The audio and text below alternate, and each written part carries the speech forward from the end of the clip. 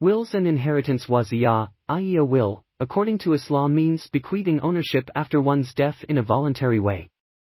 Quranic and Hadith texts, as well as the unanimous view of scholars, make clear that making a will is perfectly legitimate. Making a will is recommended, even though one may be in very sound health, as death may occur unexpectedly and all of a sudden.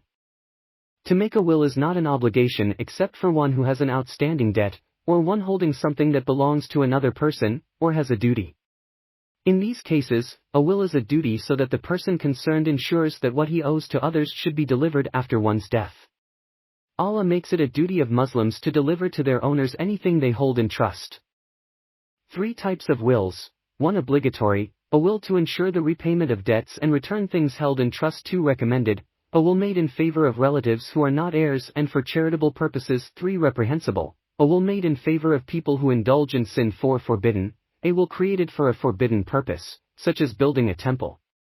A will is also forbidden if it amounts to harming any of one's heirs. 5. Permissible, a will made in favor of relatives and non-relatives who are well off.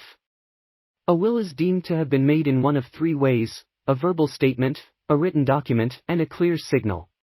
Conditions: the testator must be a person who is qualified to make a donation, by being an adult of sound mind. There are, however, 2 exceptions: a young testator who makes a will regarding his own funeral and burial, as long as this is within what is reasonable, and a weak-minded person making a will for charitable purposes, such as teaching the Quran or building a hospital. The beneficiary of one's will must not be an heir of the testator. The Prophet, peace be upon him, says, "No will may be made in favor of an heir. If the beneficiary kills the testator, the will is rendered invalid." The maximum amount a person can bequeath by will is 1/3 of his or her estate. It is preferable to make it less than 1/3. If the estate is small, it is better that no will is made, so that the whole estate goes to the heirs. Invalidity: a will becomes invalid if any of its conditions is not met. It is also invalid if the testator goes totally insane and his insanity continues until death.